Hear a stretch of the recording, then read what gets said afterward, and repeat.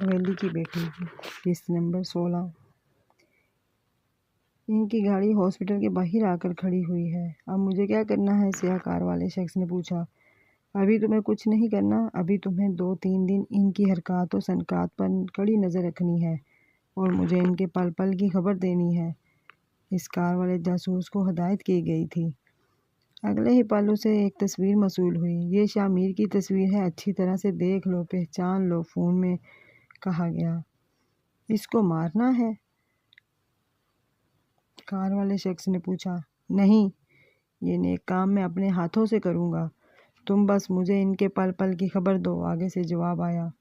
تمہاری ماں تمہیں جنم دیتے ہوئی مر گئی شامیر، بلکہ وہ اپنے آشنا کے ساتھ بھاگ گئی تھی۔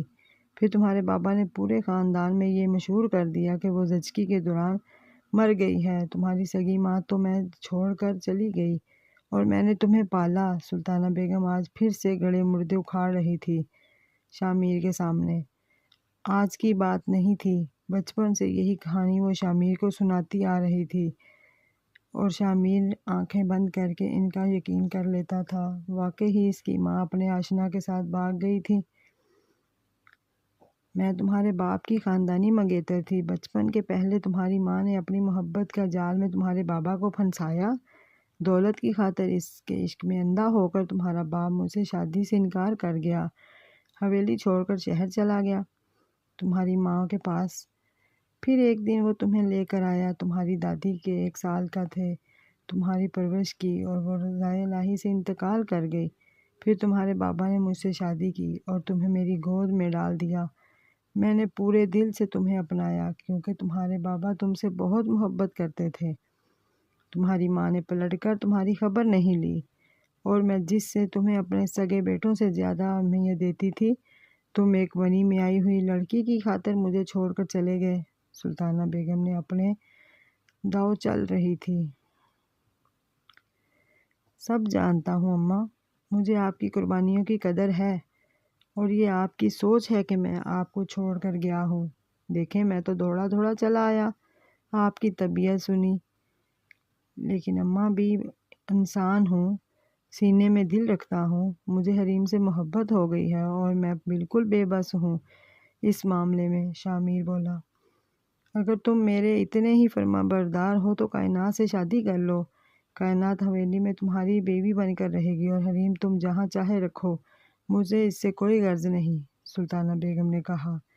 اس وقت ان دونوں کے علاوہ کوئی نہیں تھا کمرے میں۔ اماں، ایسا ہرگز نہیں کر سکتا، ایسا کروں گا تو حریم کو دکھ ہوگا اور میں مزید اسے دکھ نہیں دینا چاہتا۔ ایک لڑکی کی زندگی برباد کرنے کا گناہ اپنے سر پر لے کر قبر میں نہیں جانا چاہتا۔ مجھ سے سب سے بڑی غلطی ہو گئی کہ میں نے آپ کی بات مان کر اسے ونی میں مانگا۔ اگر اس کا ساتھ میری قسمت میں لکھا تھا تو ایسے ہی مجھے مل جاتی وہ، شامیر نے کہا۔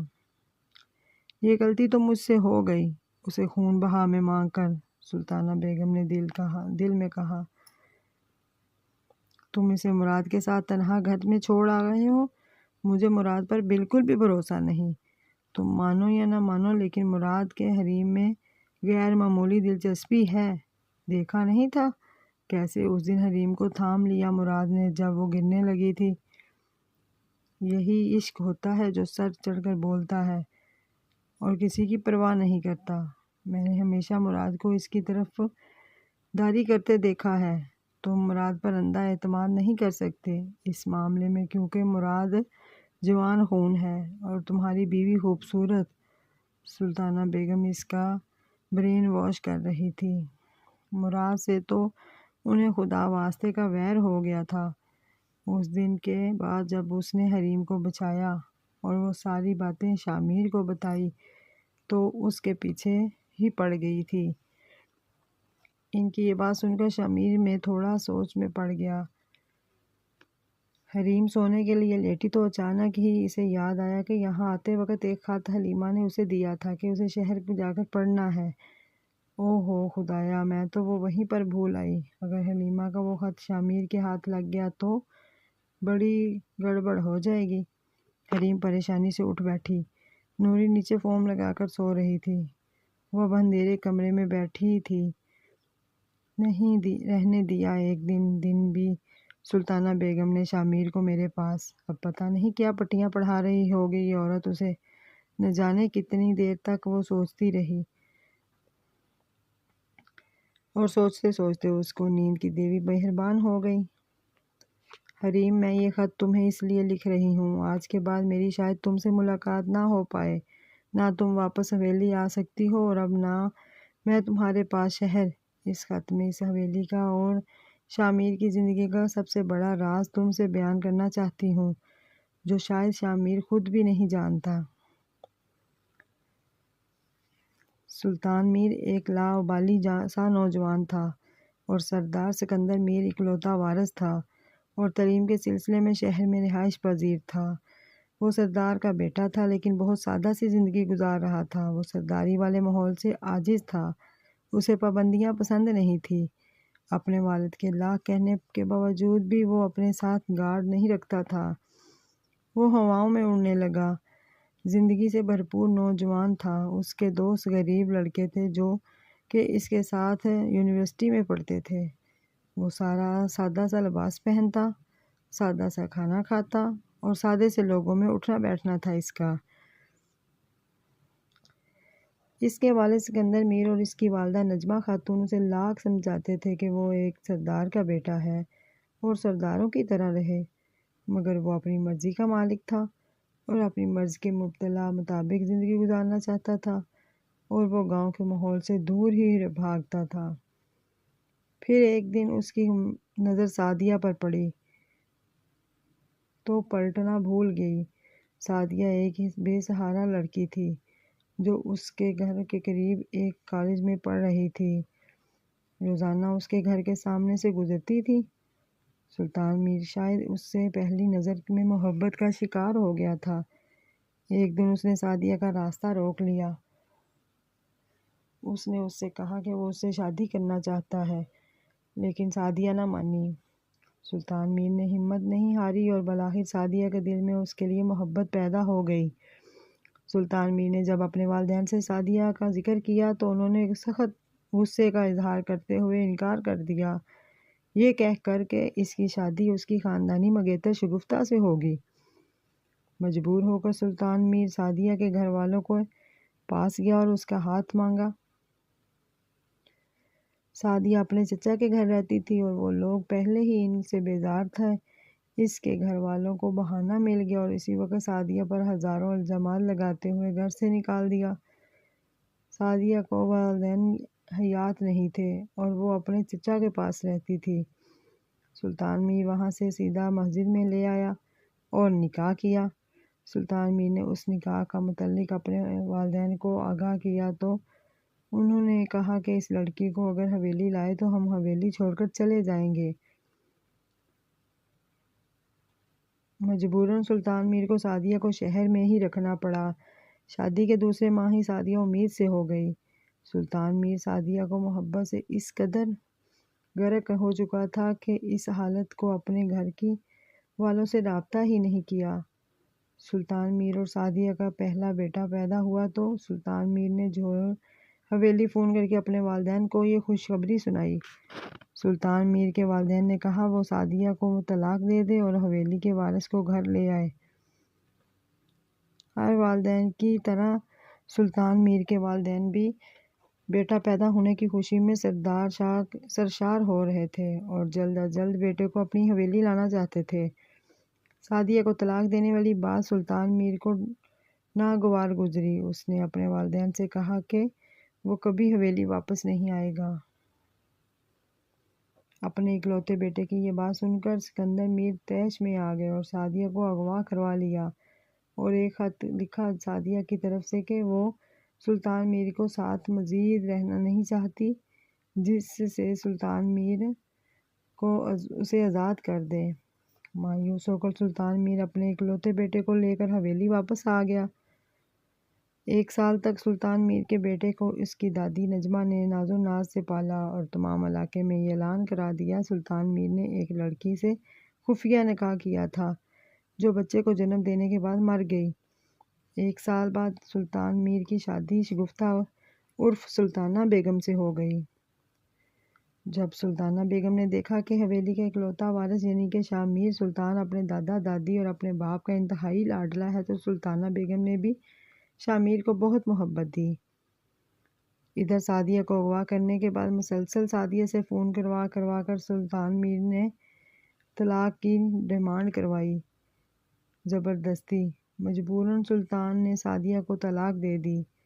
سکندر میر نے سعدیہ کو آزاد کروا دیا اور اس سے شاہ میر سے دور رہنے کا کہا۔ کچھ سال بعد سکندر میر اور نجمہ خاتون کار کے ایک ایکسیڈنٹ میں مارے گئے۔ وہ سلطانہ بیگم نے حویلی پر ہر مکمل کنٹرول کر لیا۔ سلطان میر سعدیہ کی بے وفائی سے اس قدر برداشتہ ہو گئے تھے کہ انہوں نے کسی چیز میں کوئی دلچسپی نہیں رکھی۔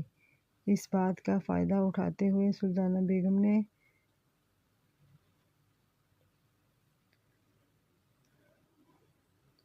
ساری حویلی اور حویلی کے ملازموں پر قبضہ کر لیا تھا۔ جب شاہ میر 5 سال کا ہوا تو سعدیہ کسی طرح سے حویلی پہنچ گئی۔ سلطان میر اور سلطانہ بیگم منت سماجت کرنے لگے کہ شاہ میر اسے واپس دے دیں اور سلطان میر سے یہ بھی کہا کہ اس کے والد نے اسے اغوا کر لیا تھا۔ اپنے والدین کے متعلق ایسی بات سن کر سلطان میر کو غصہ آ گیا اور انہیں دھکے دے کر سعدیہ کو نکال دیا۔ بدچلن عورت، میرے مرے ہوئے باپ پر الزام لگاتے ہوئے ابھی کفن بھی میلا نہیں ہوا میرے ماں باپ کا اور تم ان پر ایسے الزام لگا رہی ہو۔ سلطان میر اپنے والدین کے متعلق ایسی بات سن کر آپے سے باہر ہو گیا تھا اور سعدیہ کو مارنا شروع کر دیا۔ چھوڑ دیں سائیں اسے، سدا کی چالاک عورت سلطانہ نے یہاں پر بھی چال چلی۔ مجھے یہاں رہنے دیں، اپنے بیٹے کو دیکھنا چاہتی ہوں۔ میں ساری زندگی یہاں نوکرانی بن کر گزار دوں گی۔ میرا دنیا میں کوئی نہیں ہے میرے بیٹے کے علاوہ۔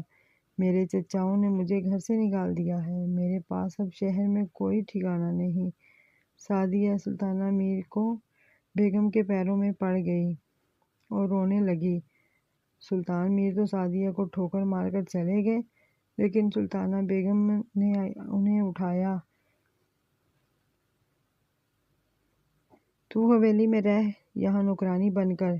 تجھے پیسے نہیں ملیں گے، بس 2 وقت کی روٹی اور چھت ملے گی۔ اور بات سن، کسی کو پتہ نہیں چلنا چاہیے کہ تو شاہ میر کی ماں ہے، اور اگر تو نے کسی کو بتایا تو اس دن میں تیرے بیٹے کو جان سے مار دوں گی۔ سلطانہ بیگم کی دھمکی سے ڈر گئی سعدیہ۔ اس نے وعدہ کر لیا اپنے بیٹے کو جان سے بچانے کے لیے۔ سعدیہ نے صرف اپنے بیٹے کو دیکھنے کے لیے حویلی میں نوکرانی کی زندگی قبول کی۔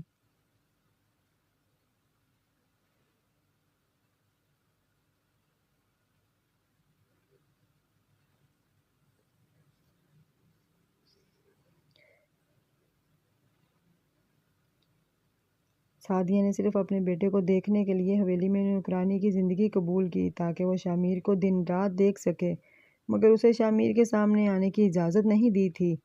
سلطانہ بیگم نے بس دور سے دیکھنے کے لیے اجازت دی تھی، اور حریم شاہ میر کی سگی ماں کوئی اور نہیں بلکہ میں ہی ہوں، حلیمہ سعدیہ۔ وہ حلیمہ سعدیہ جو حویلی کے وارث سردار شاہ میر سلطان کی سگی ماں ہونے کے باوجود پچھلے 25 سال سے اپنے سردار بیٹے کی حویلی میں غلامی کی زندگی گزار رہی ہے۔ حریم، مجھے لگا تھا میرے ساتھ دینے والا یہاں کوئی نہیں، لیکن جب تم آئی تو مجھے لگا کہ تم ہی ہو جو اس ظالم عورت سے میرا بدلہ لے سکتی ہو۔